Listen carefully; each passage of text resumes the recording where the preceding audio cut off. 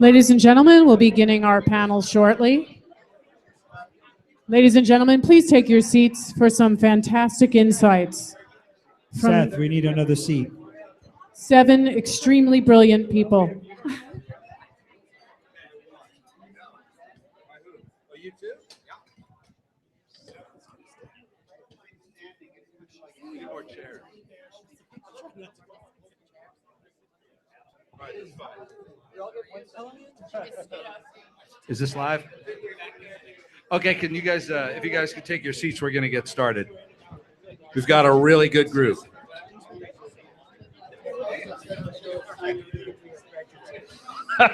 No. Under certain seats are keys to a new car. Chevrolet. You don't have a chair? All right, we need one more. Okay, we're going to get started, actually. This is an amazing group. This panel is co-sponsored by... Wow. Good Lord. The Interactive Media Peer Group.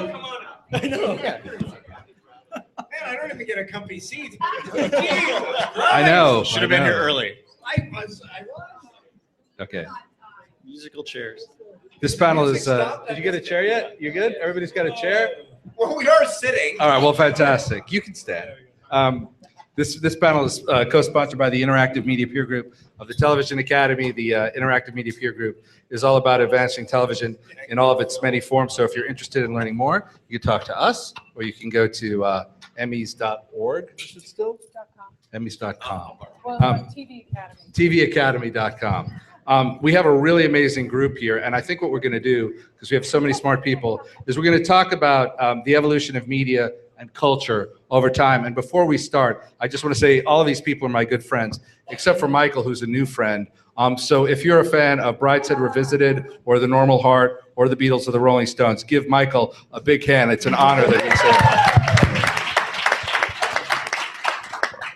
It's great to be here, and I'm looking forward to showing my deep ignorance of the subject. That's not going to happen. So why don't we start with John? Everybody can introduce yourselves, and then we'll get started. Hi, I'm John Canning from NBC Universal, and they tell me I do things related to interactive and digital. I'm not really sure what that means. How about you, Hardy? Same. My name's Oh yeah, right. Is there a difference? My name's Hardy Tigersley. I'm the VP of Digital Platforms and Innovation for Fox Networks. Hi, I'm Kayvon Paimani. I'm the Managing Director of the Digital Strategies Group at ICM and look after digital and ventures and corp strategy there.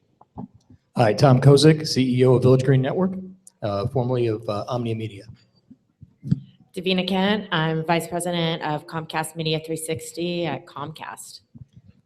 I'm Brent Miller. I oversee Norman Lear's Act 3 Productions, the development side of all of that, and one of his executive producers. I'm Lori H. Schwartz. I'm a managing partner at Storytech, and I work with brands and tech companies and entertainment companies and help them make magic. And I'm a former governor of the TV Academy, Seth's former co-governor. Very tired and looking for a lightning charger, if anybody has one, by the way. Yeah, I'm looking for my own private mic, really, so we don't have to switch up. And also a bigger chair so I don't feel sort of prejudiced against, but I'm really looking forward to see what's going to happen in the next little while. Hey, I feel you, man. I got the same chair.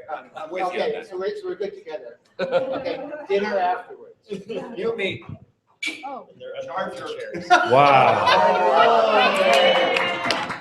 You're not only a handsome I love you. group, it's a handsome group and a responsive group. Does anyone have a $1,000 bill? I've run out of power and I... So in terms of talking about media and the history of media and technology, we've got two amazing books to talk about. One is Michael's Luck and Circumstance, which is just amazing. It was recommended to me by my friend Rupert Perry years ago. I want to read it. And also, Brent is here. Norman Lear has just published his memoir, which you should all run out and buy immediately. It's called Even This I Get to Experience. Do you have, there it is. Norman is actually on a speaking tour. He's going to be doing an event with Amy Poehler. Is it on the 7th? The 8th. On the 8th. If you go to normanlear.com, is it? Right. You can see the upcoming events. Please go see it. Read this book. It's just an amazing thing. He'll even Simon it as Norman Lear.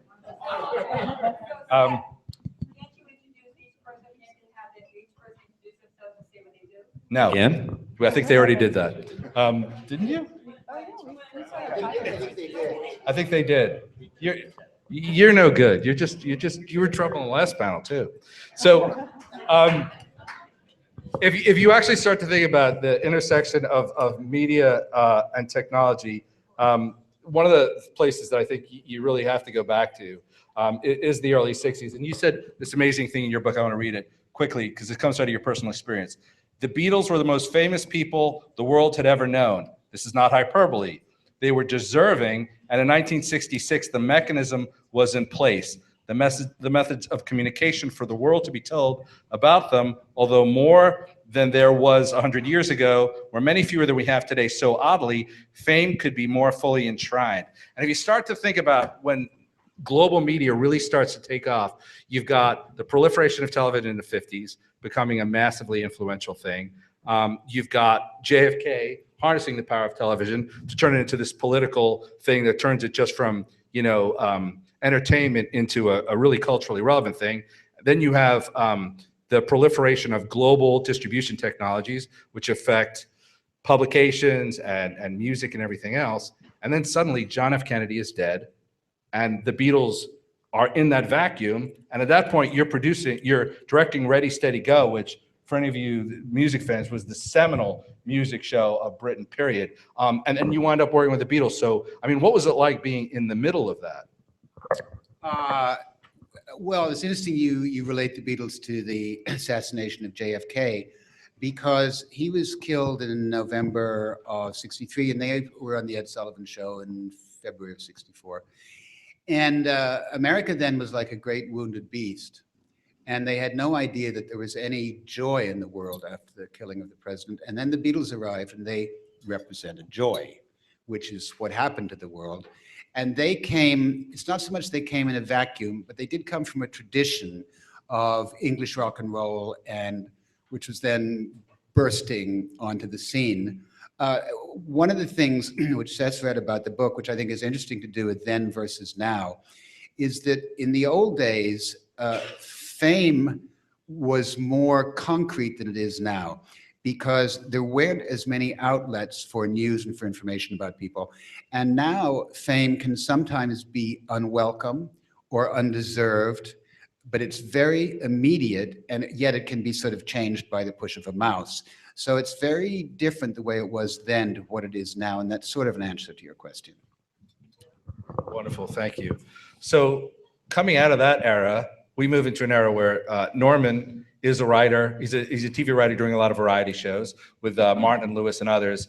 And he comes to this position that in the 60s, the #1 show of the 60s, by the way, was the Beverly Hillbillies. So television was not then what it was. You could divide television, I think, into before Norman Lear and after.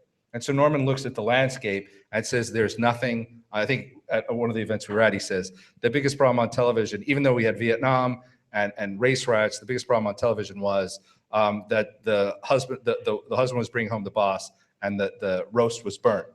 And so he goes out to build this show that's going to reflect 360 degrees of American life, and it's not so easy. So what was Norman's experience like trying to put All in the Family, which is really the first great television show? I mean, he could speak on this obviously a lot better than I could, but I mean, if you, in the book, he goes into great detail, and I think we all know the story that, he struggled with putting All in the Family on the air. I mean, they tried 3 different times, and it was always, the thing that amazes me, and he just told the story recently, is that it was the kind of things that they were fighting him on. It wasn't what you would think if someone was, with the kind of language they were using.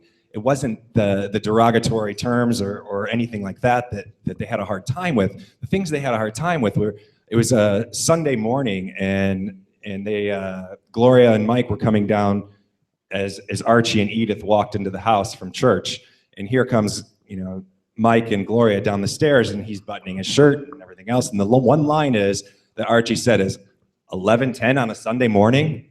CBS did not want that. They wanted it out. They said, and he's like, "What are you talking about? I mean, they're adult. They were married. I mean, they were having sex, and big deal. We know what it is, but that was the kind of line that he had to fight for." And he said, if you take that line out, I'm not coming back. And sure enough, it was in. And I think one of the things he says in the book is that it was a continual struggle, right? He has to draw a line between with standards and practices, because he knows if he doesn't keep that 11:10 at Sunday morning line in every week, it's going to be a battle. But what's shocking, if you think about innovation in media, is 5 years later, he's on 60 Minutes because he's got seven shows. And he's being watched by 120 million people a week, which will probably never happen again. And so it's his willingness to fight for this thing that he knows is out there that really builds that whole thing, right? Right. So at that point, broadcast networks really start to look at them. Aren't they handsome? Aren't they a handsome couple? At that point, broadcast networks really start to drive the ball, and so you guys are sort of. Those were the days. Yeah, right. Sorry.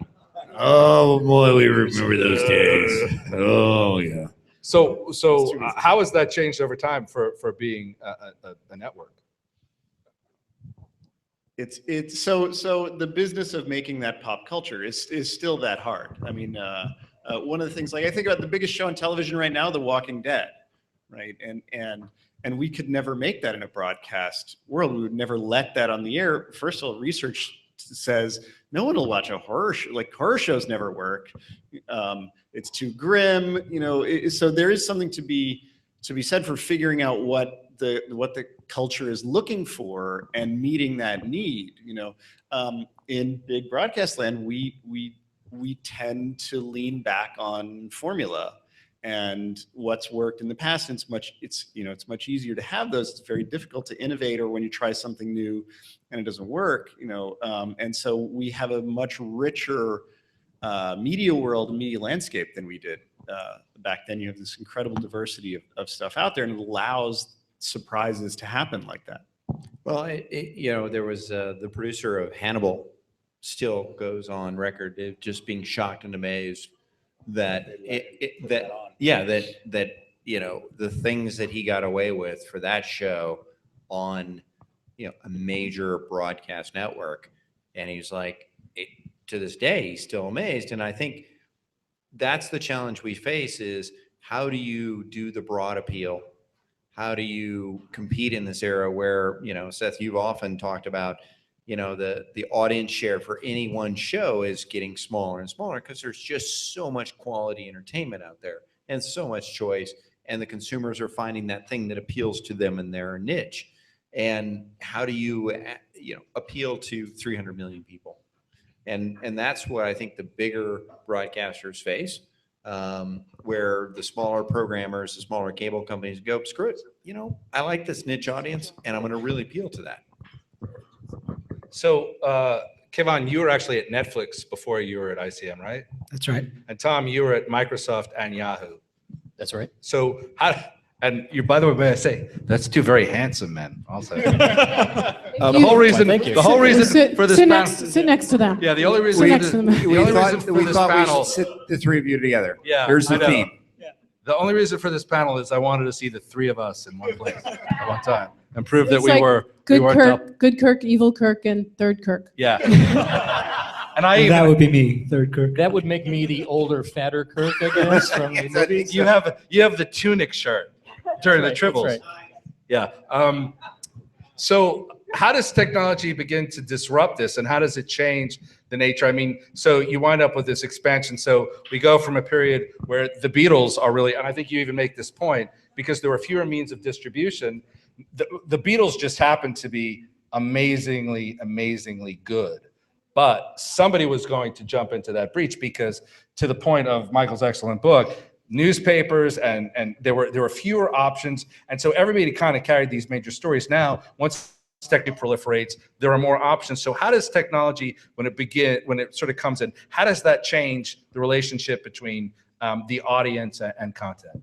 I'm going to jump in first because the stuff I was doing at Microsoft predates the dawn of Netflix and that whole era, which was, I was fortunate enough to be the first liaison we had to LA and New York, television and film communities, to try to create what was going to be interactive TV. This is 1989, 1990, well before the web dawned for most people, and web TV was even acquired by Microsoft.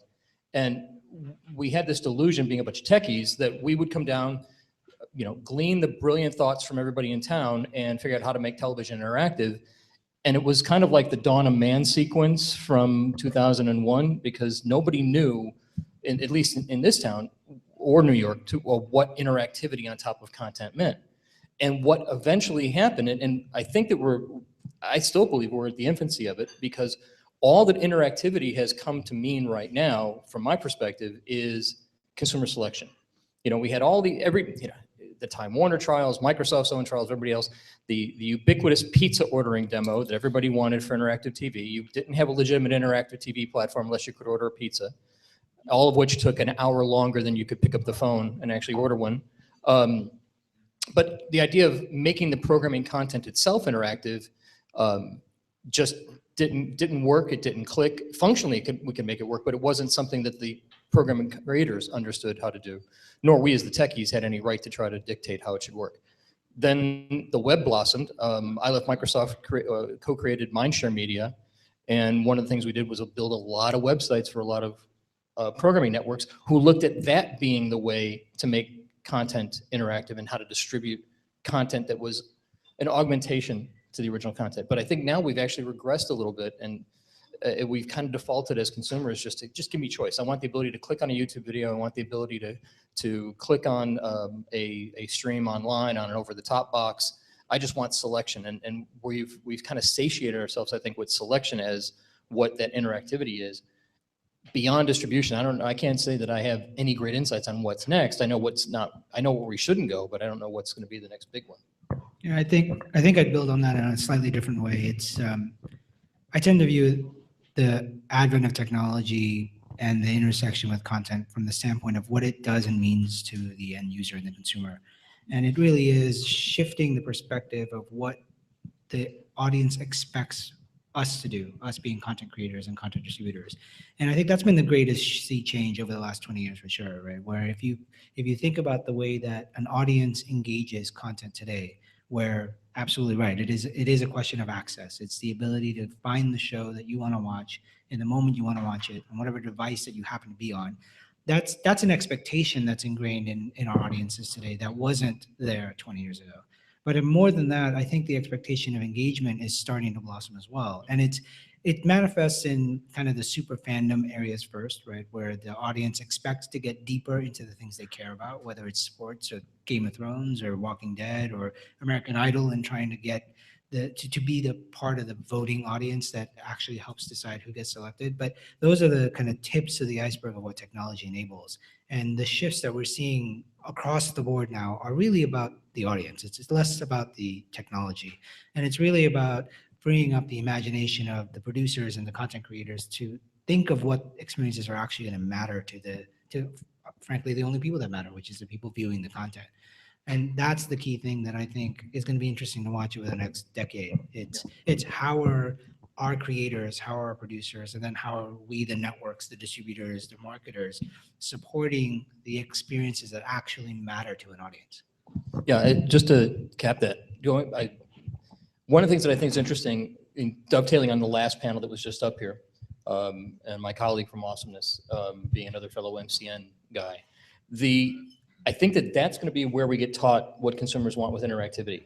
Now, whether or not that collective knowledge set of content creators is mature enough to really know, but the fact that I can embed links out of my video at any point, and that audience of consumers who is just massively overwhelming the servers at YouTube every day, they are very much used to and expecting those kind of interactive links in short form content. So it's going to be interesting to see what consumer expectations generationally change based on what's being taught these viewers through the kind of content they're consuming through that medium. It'll be interesting to see when you start to get to more creative content versus the informational type of stuff that owns the day on YouTube. But as we get to more creative stuff, how will that audience that's already trained for that expect to see it in long form? So that's right off over the plate for you with StoryTech. Yeah, so my background is, for some reason, 13 years at a large ad agency. I don't know how it happened. You know how the days just go and then it's weeks. Anyway, but part of what I saw working at a big holding company was basically watching this big machine based on manufacturing World War II model basically get so big and so cumbersome that it can't move to support any of the things that you guys are now talking about.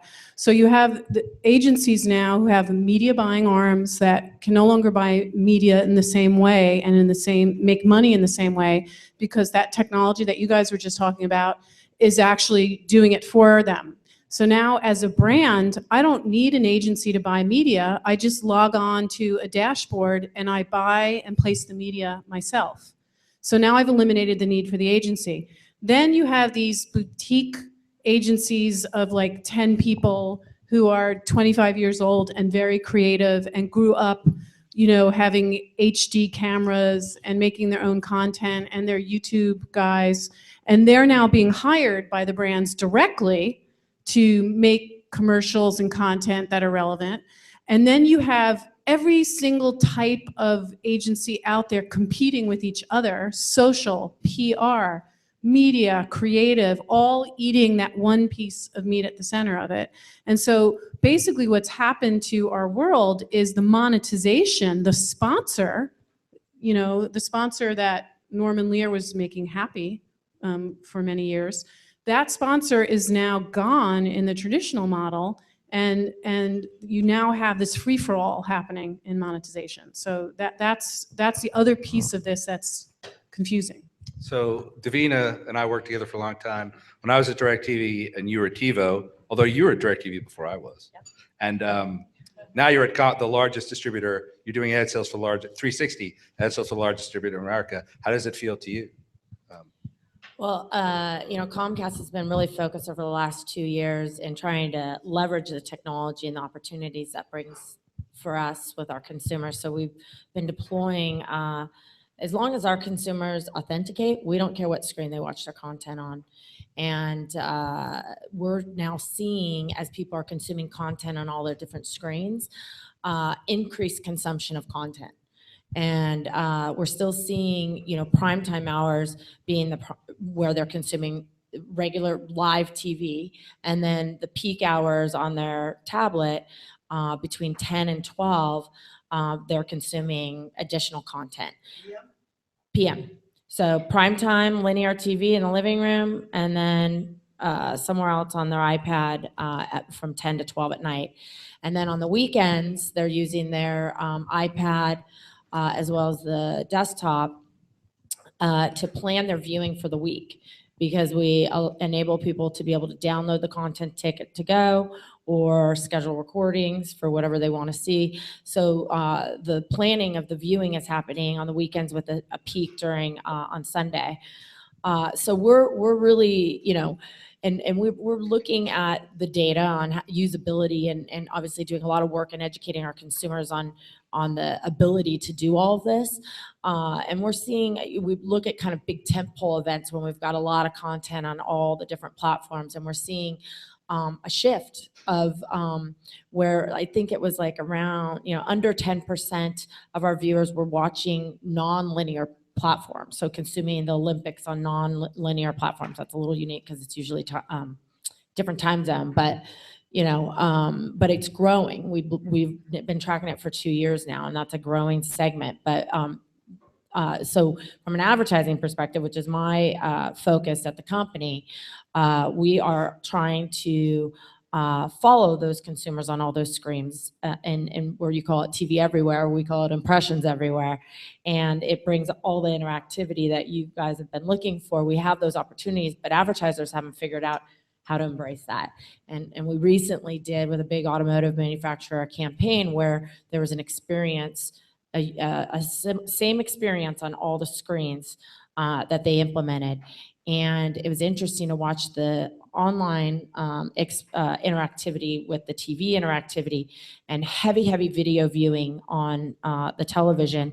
And online, there was more viewers, but they were kind of requesting more information and not viewing as much content. So kind of common sense stuff you would think. But now we're having the conversation with that advertiser of, okay, now that you know this is what they're doing, why don't we do something different over here on this platform versus on the TV? And I was just going to say, and this is something you and I talked about 5 or 10 years ago. We started when we were 16, right? Yep. I was 10. Yeah, you were 10. She's and we use a lot of moisturizer. But what I was gonna say is what I've noted still is the case is that the agencies and the brands do not have the infrastructure to create the creative assets on all of the different platforms. So while Davina has great opportunities for these brands to create interactive ads, there is no one in the ecosystem right now. They're not operationalized either at the agency side or the brand side. They don't have digital and broadcast and all of those things working in harmony to create assets for cross-platform. So even though the tech is moving forward and the behavior is moving forward and you have great digital teams, these are all great digital teams, the other piece is still missing. You know? I would question whether or not they even can keep up with the volume and the momentum that is now because of the explosion. Yeah. Well, Right? and So even if they had the tech. I don't think they will. I don't think they will. I think other models are growing.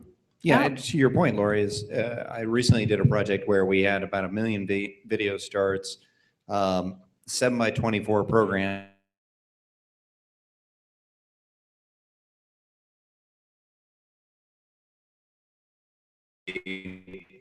We can cut it into and they gave us one ad. One ad. Yeah. And you know, we said, no, really? Like, and they said, well, we just switched agency. We're switching over. But like, no, really, we're going to be running this a lot. We would like something else because frankly, people are going to get sick and tired of your brand.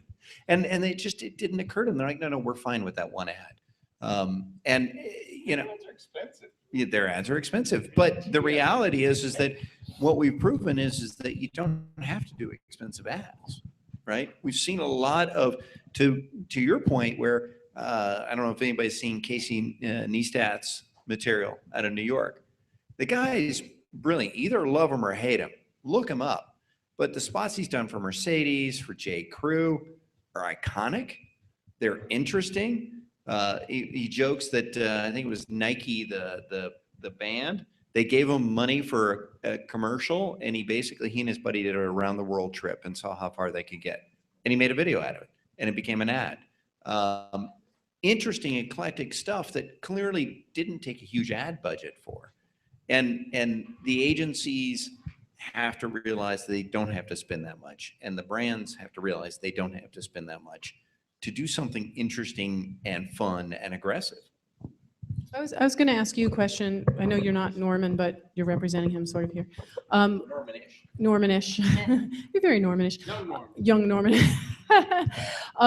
Did Norman ever sit down with sponsors and have deep conversations about the type of content? Because that's what's happening now. Like Hardy at Fox is meeting with brands because he's managing the tech platform. So did Norman ever, do that?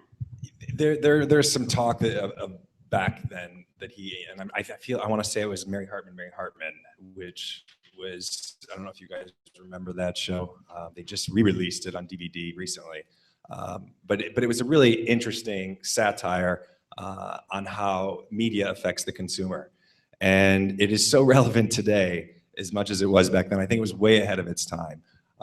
But in that process with Mary Hartman, I believe he did meet with them. But interesting enough, we have been trying to get this show made for the past 4 years that he wrote in 2010. And it's, as he always says, there's only one Betty White that represents an entire demographic in media right now. right, entertainment. And so we wanted to put this show that is, 65 and older, all these baby boomers that is the largest demographic right there. I'm assuming you guys would, and put them on the air. And I've heard of boomers, but I don't know what they. but these are like people who are living life, and HBO has, I think it's called Getting On, and it's the stereotype of older people in a retirement home, I think is what it is, and Laurie Metcalf is brilliant in it, and she's hilarious. But again, there's the networks are terrified to put this demographic on the air. So ask me what the title is of this show that he created. What's the title? Guess Who Died? It's a brilliant title. I mean, so we went to pharmaceutical companies, and we're like, let's see if we can, get a sponsor, because no one would touch it. It's been all over town. No one would make this pilot. So we said, we'll make it ourselves and see if we can get a sponsor on board. The pharmaceutical companies panicked. Like, we can't have a title like that. There's no way we can have a title like that. So that's a long answer to your question, but yes, he has done that. But it's interesting, like what you were saying at the end, and what you're saying now, how people just don't get it. And for example, when I was doing Ready, Steady, Go, the rock and roll show years ago, the people who ran the company thought that rock and roll, Beatles, Rolling Stones, who was sort of like the hula hoop, and that it would have a real sell-by date on it. Consequently, they erased specials we'd done in the show with James Brown, The Who, Otis Redding, Ike and Tina Turner, The Doors, gone, because they didn't get it. They didn't think it was going to last. And then what's interesting to do, what Brent was just saying, is one of the reasons I'm here is I've been working on a digital project, which is about older women who've all been in show business, who are in a retirement home. And the writer and I did a reading of it, and it went very well. But no one seemed quite interested, and this is before Marigold Hotel. And what's interesting about older people, this particular show is very funny, but as Betty Davis said, old age isn't for sissies. Now, being almost 3/4 of a century year old, I'm sorry that that's the case. But what partly this show is about, as well as being very funny, is about courage. And courage is something which we all can learn from and all wish we had. And so what I'm saying is we're trying to get this on now. People didn't get it at first. The advertisers didn't get what you were saying, that you can make something really wonderful on a machine this big and then get it to people. And what's so great about what's happening now is for people who want to make something, is you can get it out there if you get a little bit lucky sometimes, and then it'll have value. I do think niche is the new black, right? And that if certain brands want to get in front of boomers have cash, and boomers are utility driven, so they'll love to be advertised to about products that are exceptionally relevant, and they're not retiring in the same way that traditionalists did. So there's this huge opportunity to storytell for boomers, but there again is this weird prejudice, like everyone's obsessed about millennials. And there's a lot of interesting things going on with millennials, but boomers are very digital. Do you two see that? I mean, so our broadcast networks really are sort of the vestige of older people, really. I mean, like, frankly, right? Well, so are the guys getting that really a broadcast network isn't really about 16, because 16-year-olds are largely on YouTube or elsewhere. So, I mean, how responsive have the big four been to that? What's your average age? I think ours is 54. And yours is like 56. And what do the sponsors think they're buying? I mean, no, and it goes up 1 year every year. So yes, we know that people of a certain age, they're much more likely to be watching linear television like they did in the 50s. And 17 to 24, they don't watch linear TV at all, right? So there is that. We sort of led the crusade, was it 10 years ago, to the 18 to 49 as the demographic, because the brand's theory was people get set in their ways, they stop changing their mind, and you can't sell them something new by a certain age, right? So when you start talking about selling into that demographic, that's what you're fighting. And you got to find, But I'm here to say that at a certain age, you can take on new information. You can learn a new language, whether it's French, je ne sais pas, en français, whatever, or whether it's digital. You can, and you have to. Otherwise, not only does your brain not work, but then you become kind of mentally sedentary and dead. Well, I do think one of the, eventually we're all going to be dead. One of the great, you too. One of the great things about the technology now is you don't have to target gender and demographic, right? It's not just about age and gender anymore. You can really start to target people about interests and lifestyles, and you can get much more powerful, technographics. So I do think we're entering an era where that becomes less. Age is just a number; it becomes less important. So that's right in your wheelhouse, right? Well, what I was going to say is the same thing, similar to what you recently said, was we sell addressable advertising across all these platforms to drive by audiences, like you do online. And so we talk to advertisers, and they say, I want a person that has owns a minivan, that has a household income of 150K plus, and has kids and is Hispanic, and and then you're like, okay, well, I might as well drive a truck over to their house and sell them the product because there's only one person. And then, by the way, my creative, here's my adults 25 to 54 spot. Same thing. So the technology's there, but the advertisers are trying to figure out how to get there. And it goes back to the infrastructure I was talking about early, which is that the research departments and the research panels they've set up are by demographics, not by psychographics, not by technographics. So they're still talking about millennials, boomers, like that, when I'm doing the same stuff that maybe my grandmother is and my daughter is, just because of our interests. Yeah, I would say that we have spent, and we are now spending more time looking at that, people that have a smartphone or are, and more of the technographics, because I think that is there's looking at the age swath. There's also looking at those people that have a proclivity for, having the extra device in their hand. So I see more of that kind of research going on, which I think is good. We certainly have to embrace that. And that is the challenge, is you still have a very large audience. You have a huge demographic. Any one point in time, you're trying to figure out where a show is going to go at what time in the week. And that's still very much an issue, right? You still have that, the brutal part about planning a schedule still is a reality for most of major television. Well, part of what, and I don't know if you're aware, but my group works very closely with NBC's ad sales group, and one of the partnerships that we have is a product called NBC Plus, and the idea is NBC's ad sales team to understand those audience segments and the reach that they can bring across their network of their family of networks to these different audience segments that are beyond traditional age demographics. And so I think a lot of advertisers are actually, I know we have about 10 advertising partners, major advertisers, and it's a data partnership. So they're looking at the data, they're trying to understand what their national network buy is doing, so that then they can really start to figure out, is it layering in addressability? Do I need to shift more to online to extend my reach to that audience? So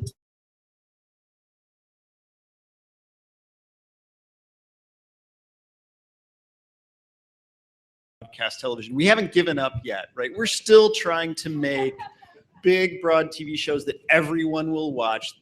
Kids with their parents and their grandparents in the same room and have a big thing, and there are still huge, that's where the advertisers are, who want to reach every, Coca-Cola wants to reach every man, woman, and child in the world, twice a day, right? Like, so if we can bring them bulk, that's the business we're in.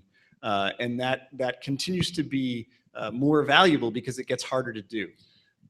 Well, I would just say, because I do know we as digital and the efficiencies that digital can bring from an advertising standpoint, as CFOs in major advertising companies start to see the efficiencies that digital brings, they start to question that reach strategy that the TV side of the house is doing. and that's happening right now. And so the TV side of the house knows, I got to start figuring this out because my CFO is going to be asking me, well, where's the ROI on what you're spending to reach this huge audience?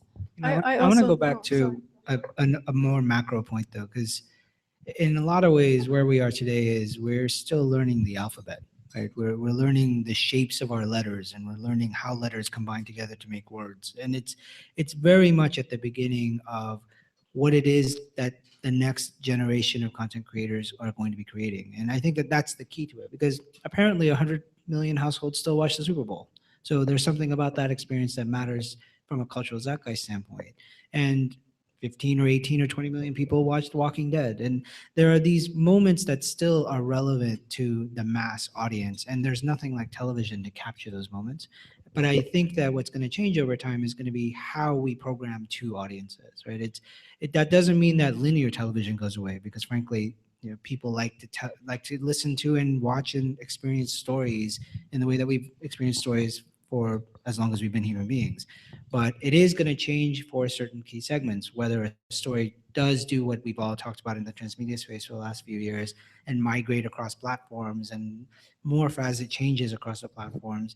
But more to the point, it has to be a whole class of ecosystem shifts that happen from the creator standpoint, from networks understanding how to even engage with that audience, from marketers, to your points, which is absolutely dead on, actually creating assets that are usable in this new form. And that's a lot of education that has to happen. And I think that that's part of the issue that we face today, right? I mean, 20 years from now, things are going to look great. I'll say that. How about that? What were the I think three? we're migrating out. When you started ICM and we met, you defined 3 tent poles in the kind of companies and investments that you were looking at. Do you remember what they were? Yeah, so we really have a thesis around discovery as a core mechanism that matters, right? Helping people find the things they love.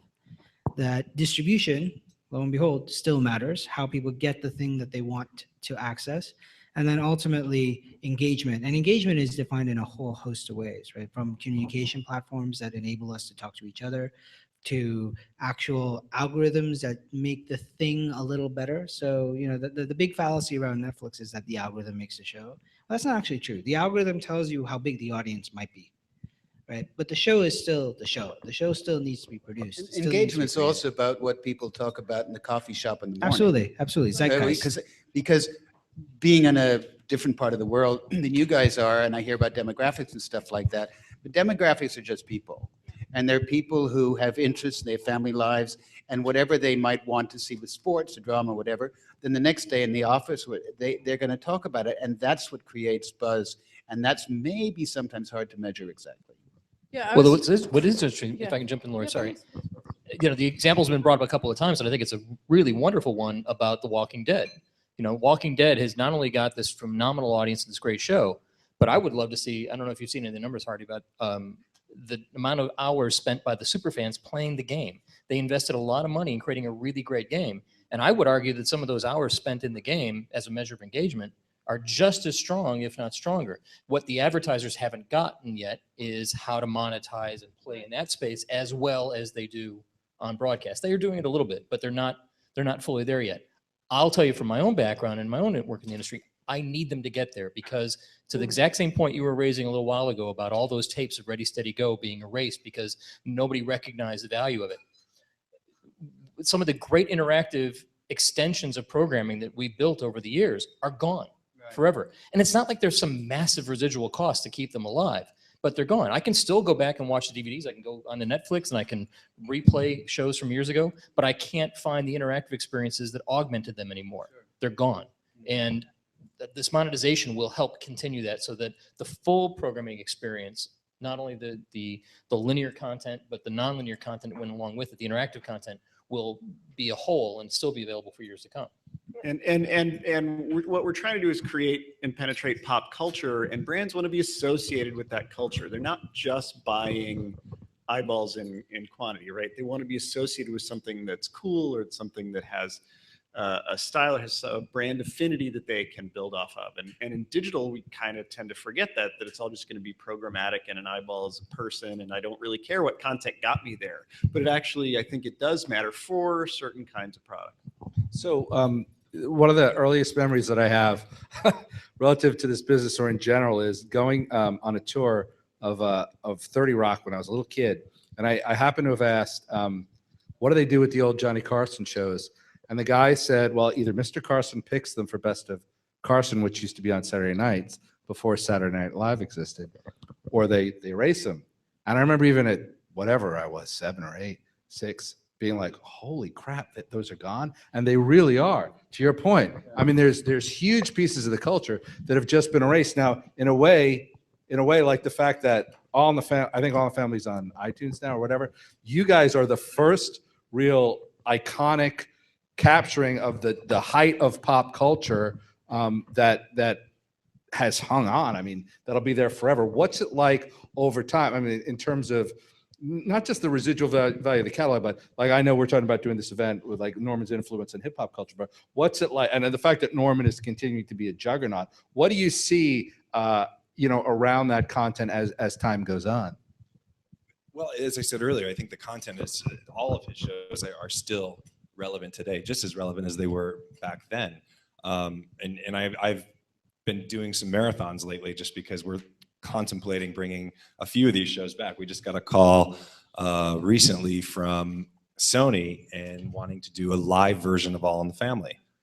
And I mean, as far as like real time, like a play basically. And they can't do anything. Well, he sold his old catalog to Sony back in 1985. But they can't do anything with All in the Family specifically unless they have his permission. That's the one show that he held on to. So that's why they called about that. So I mean, that's a perfect example of your question, is that, it's still relevant. I mean, Blackish, which is wonderful. Well, Blackish, which is a new sitcom, which is wonderful. Actually, having just watched that first episode that you were just talking about, I downloaded All in the Family on iTunes this week, and it was wonderful to start watching it. But Lionel comes in and sort of pressures Archie, tells Archie he's Jewish, and then Archie says, no, I'm not, and he used a Yiddish word or something. But there's a whole conversation about racism. Well, Blackish is all about calling it on its head. Like the characters know this is going on, and they've risen above it and around it and to the side of it. And then there's another show called Consuela, I think.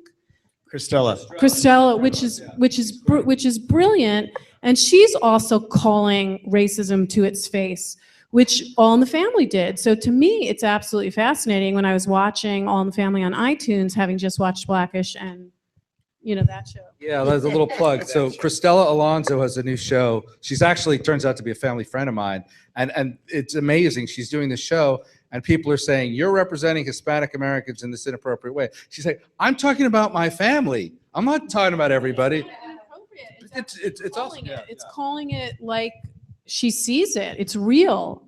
And so is Blackish, and so is All in the Family, and that's what made everybody so uncomfortable. But by the way, here it is, what is it, 30 years later? 40. Oh, dear God, I'm old. But 40 years later, it's still relevant. Yeah. Because we're now there's another movie coming out about racism in America, right? That calls it, what's it called, the movie? Listen, black people, or listen, how to talk Right. It is so related to all.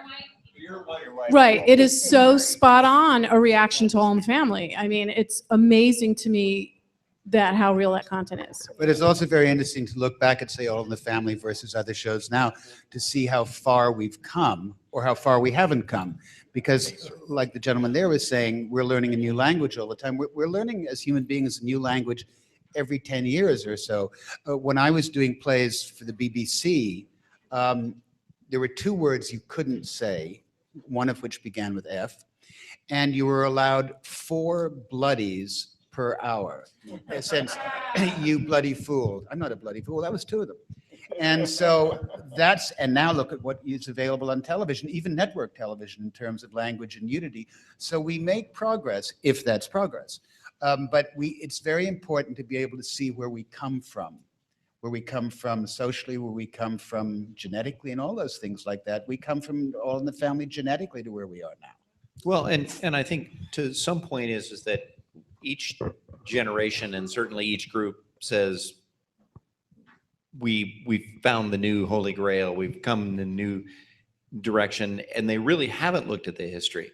I mean, if we keep looking at this You go back to technology, and sadly, several of us have been involved in this. When we watch the wave of technology, and we're like, "Oh, this is the time we're going to do something cool and interesting," and then it's either too early, the audience isn't ready for it. Then we come back a ways, and then we go with that next wave and revolution. And literally, if people do start looking back and looking at the history, a lot of this isn't surprising or new. It's been iterations and refinement on what we keep learning about. Like, we've tried a bunch, and we should continue as technologists and media people to try to push that edge, to try to do that new thing. I mean, second screen. Okay, everybody done second screen? Everybody like bought into the second screen religion? It's dead. Get over it. Thank you. It'll be back in 10 years. Yeah, it'll be back. But what do we do? We pushed really hard. We were aggressive with it. We tried some things out. Some things worked. Some things didn't. It did work. It's called Twitter. Yeah, exactly. But that's the point, right? Like, everybody surged ahead and got really crazy, and we're going to do all these things with all these multiple. Well, maybe not that crazy, but it's come back, and we're pushing ahead. So paying attention to history, not necessarily a bad thing. Good thing. So when you were doing these projects that will outlive all of us, I mean, so for those of you that are Stones fans, you go watch the definitive Sympathy for the Devil. That's you. And then it's in the middle of the night, and you're all up all day, and you just want to go home. And so tell that story. The Rolling Stones and I did a special called the Rolling Stones Rock and Roll Circus, which you can find. It's amazing. It's an extraordinary document of music of the time, because you get the Rolling Stones, you get the Who, you get John Lennon and Yoko Ono at the prime of their lives as musicians and people. What Seth was saying is, when we did Sympathy for the Devil, which we've been looking forward to all day to shoot, the Rolling Stones were on at 5 in the morning. They'd been there since noon.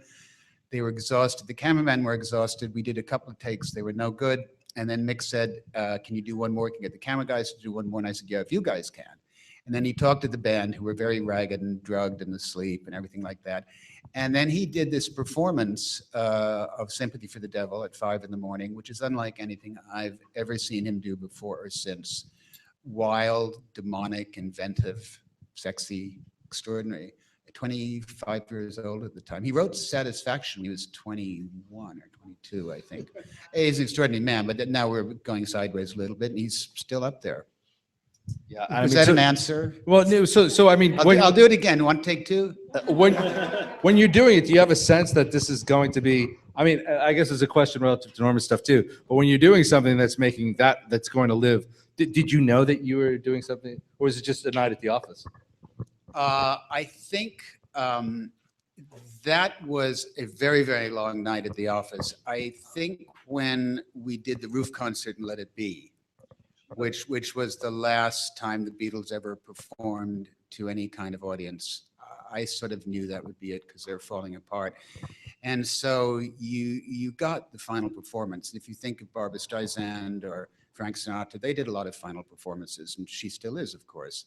That was it. That was the end of them. That's also in the book, if any of you want to read that. It's an extraordinary experience, the roof concert with the Beatles. I knew that was for a keeper. And you did an amazing thing, because I think you say in the book that you had such a sense that it was ending that you actually bugged like a plant or something, and you capture the audio of George Harrison saying, "See you in the clubs," which is when he walks out of the Beatles forever. So you planted a bug in the room. I planted a bug. Well, actually, it's not such a happy ending, that story, because he was obviously dissatisfied. We were working out at Twickenham. He was annoyed with them for a lot of quite proper reasons. And I bugged we used to have lunch together, and I bugged the flower pot. And he was usually joined us for lunch, but he wasn't there that day. And then he came and he said, "See you around the clubs. Meaning, I'll see you in the nightclubs, I'll see you in the bars, but I'm not working with you guys anymore." So I thought, God, I've got it. I've got George leaving the Beatles. This will be, and what, Jesus, today, what would I have done with that recording? TMZ. Whoa, talk about monetizing. And then, so when I played it back afterwards, I got the sound guy to play it back. All you could hear was knives and forks and cutlery. So maybe that could have, I don't know. So what are the kind of moments that we think are going to be coming? I mean, obviously things are changing really fast. So last week, HBO Go, which had already happened in Scandinavia, now is announced they're going to happen here. So the cable bundle is starting to break. The CBS deal, whether it's actually a legitimate revenue play or it's an attempt to increase retrans. Things are changing. Things are changing pretty fast. So what are you guys looking for? What are you interested in developing? I just say from our perspective, and I think you said it, which is there was an interesting shift for us as a broadcaster that it used to be the come to us, right? Like it was all about come to NBC.com, come to us. And if you look at the strategy, it's really shifted to go where the eyeballs are, right? Like I mean, we went from nowhere to one of the top broadcasters in YouTube, right? Like it's pushing out to where people are, and I think that embracing is more what you're going to see. We don't care where you get our content, just we want you to watch our content. And whether it's a big network broadcaster or a small cable channel, I think the smart ones are embracing that. We know you're going to watch it on some device doing something. We just want to reach out to where you are doing it. We want to, if you're on some social channel, we want to reach out and tell you the funny moments or share that clip. And I think that's what you're going to see more and more of, is the smart people that are providing content and distributing content, knowing that you can't corral people. You just got to go find them and give them what they need. I think if we've learned anything from the history of technologies, it's not linear, right? You can't just extrapolate. So in Scandinavia, you can get HBO standalone, and now you can get CBS standalone. Therefore, all networks will become apps for $6 a month next year, right? No, right? I don't know how it's going to play out, but it's dangerous to start making those assumptions. I think that the thing that we call television is disintegrated. It's a display on the wall, and there's a display in your hand, and there's a display in the office, and there's displays everywhere, and you can pipe content from different things to different places. I don't think that there will be collapse all windows and that everything will be available everywhere all the time for free. That can't sustain. So I do think there will still be bundles of content. I think it makes incredible economic sense and provides great value. How those bundles get tied to other bundles and under what regulatory regimes, we don't know. It's going to get very interesting, but I think we need to be careful about making linear assumptions. Well, I just think you said it earlier. I think you have to follow the consumer and what they're doing. And so you look at the sort of new Vine explosion right now, and that Vine is suddenly or micro content is the answer. But the truth is, it's not the only answer, but it's part of a 360 pattern of content consumption. Vine can push to longer form, which pushes to another platform. And so it's all about, I think, following the consumer, and that's going to keep changing. And you just have to set up a infrastructure that is flexible and nimble and able to activate these new formats and consumer behavior. So, you're right, but follow the consumer. But the thing about the consumer is sometimes they're maverick, and sometimes you can corral them, and you can think, oh, I corral them, they're fine, they can all be there together and rubbing coats with each other. And then the maverick one is the one which interests me more. The one who's got a different kind of imagination and is looking for a different kind of experience, whether it's dramatic, whether it's to do with sports or music or sex or whatever. Those are the ones which are fun to make for. Yeah, totally. I actually think we're in a world today where you can create content for mavericks, because you can create an environment where the maverick grabs the experience they want to have, which is what you guys are doing.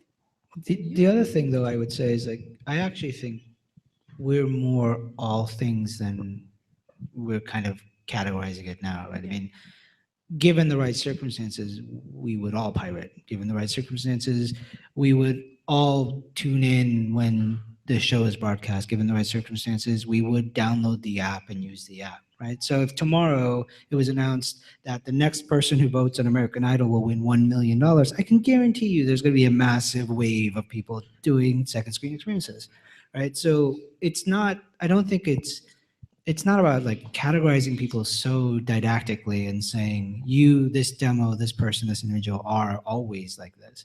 I think it's more about figuring out the moments in which you can corral the masses of the audiences, because there's a zeitgeist moment around that, because there's a cultural event around that, or figuring out the moments where it does have to be hyper niche and you're catering to what we all are, which is individuals.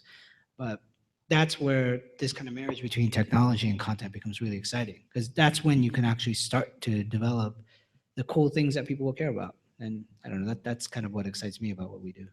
Speaking of, what's the score of the World Series game right now? Yeah, I want to know that. What are we doing here? What is that? Thank you. Which On way? Giants, yes. Giants. I wanted to wrap up this conversation by telling one quick story about this research person who came Another up to one? me and said, "Oh my God, look at the great numbers on the vines we put out." And she didn't know it looped. And to me, that's sort of symbolic of the world that we're in right now, is that it's changing so fast that people, even with roles they've had their whole career, can't even keep up. Because she was a researcher and she didn't know Vine looped. There's a great story actually, back to the, like, you know, the Beatles really, there's this moment, I think it's maybe it's in Rupert's book, but like every one of these stories that you look back on that transform the whole world, they almost always are incredibly fragile and they almost never happen. The Beatles almost didn't get signed. There are only two labels. There's EMI and Decca passes, and EMI, I think, is on the fence or something. And there's a publishing company, Ardmore, and I forget the name of it. And they're looking for songwriters. And so it turns out that Lennon and McCartney write songs. So they get a songwriting deal, and that's how they get their deal. I mean, like, from all of you see, I mean, that's what's really fascinates me is all of these things, whether it's the Sopranos or the creation of the Fox network, all these things that we think of as these amazing juggernauts, they all almost never happen. Like, from your perspective, I mean, what is it? Is it just luck and circumstance, or? Gee, that's a good title. I think For a song or a book? I think a lot of life is luck and circumstance. Orson Welles had a great remark about directing, which he said, directing is like presiding over accidents. And there are so many things we keep our eyes open that we'll notice. We'll think, oh, hey, that's weird. Let me just follow that trail a little while. And that's what presiding over accidents is. And we certainly are in, and when I say accidents, I don't mean bad ones. I mean just different bits of fate. And we are in a strange part of the world now, the strange part of our century, when things are changing so rapidly. We haven't quite got our handle on them exactly. And are they even good for us? Which is a whole separate debate on a different panel, different philosophers. And are they good for us? And so we are constantly kind of learning, and things do spin and turn on a dime sometimes. Seth, that would fit into the it's better to be lucky than good.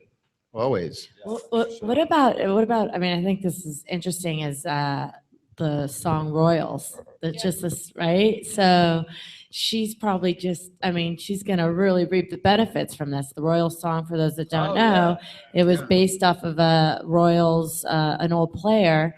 And so, of course, as soon as the Kansas City Royals get into the World Series after 30 years never being in the World Series, they're playing the song everywhere. So San Francisco, before today, the first of the World Series, has banned the song on every radio station.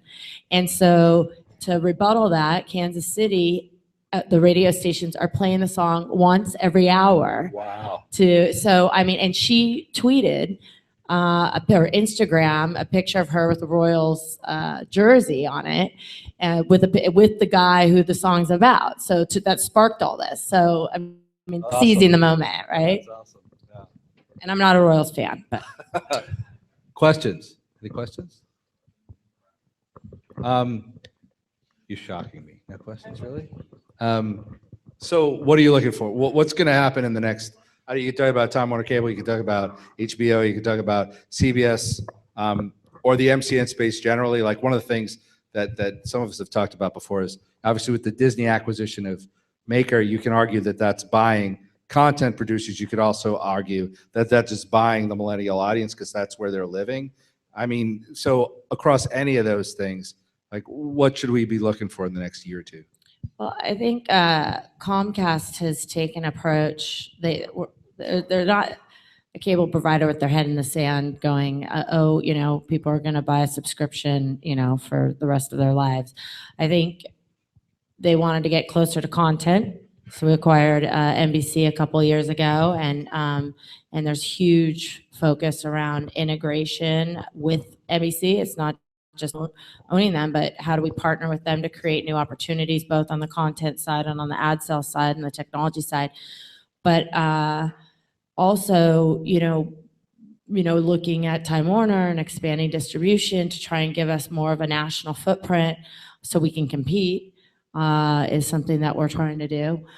So I think, but that's because we're feeling the heat. Netflix is a real competitor out there, and others. So I think we're experimenting, and we thankfully have enough money to be able to make some big investments to be able to do that. We recently purchased Freewheel, who is building our ad engine for us to be able to deliver advertising on all these screens in a real-time optimization way. So a lot of things we're doing. We'll see, what sticks, but it's all good.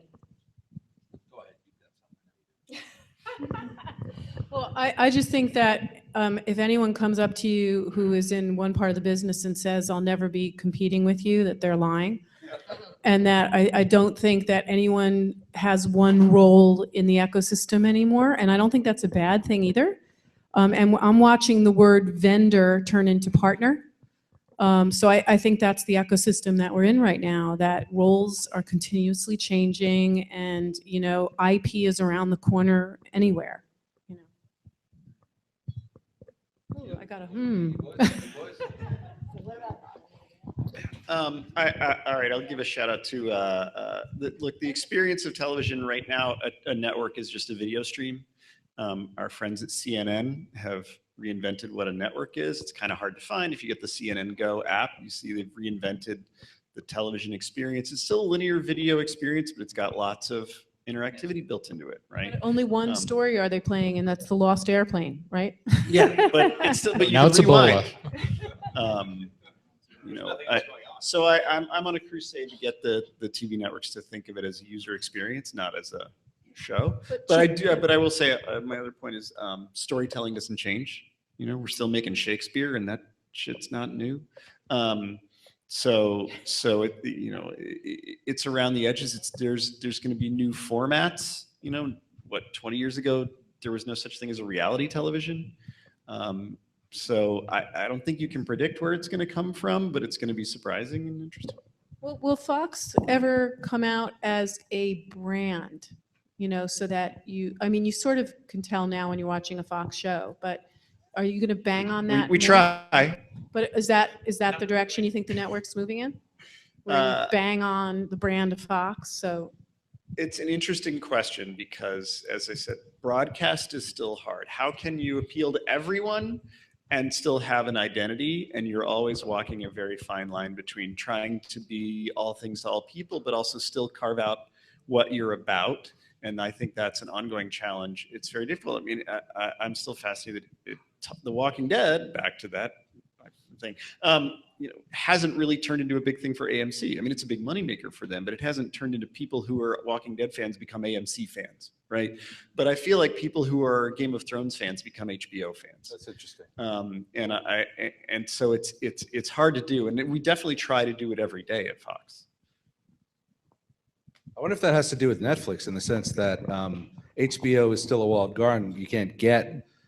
So for Breaking Bad or Mad Men or Walking Dead, a lot of people who came lately really got in through Netflix. As a matter of fact, I think the informal data is that 40% of Breaking Bad fans came in at one point or another through Netflix. So that's an interesting distinction between those networks and HBO.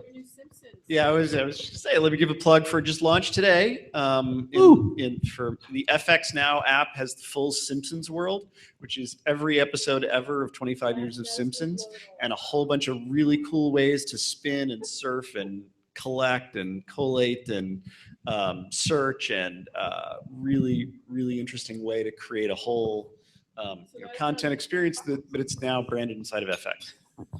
No, I think that's going to be the interesting thing, right?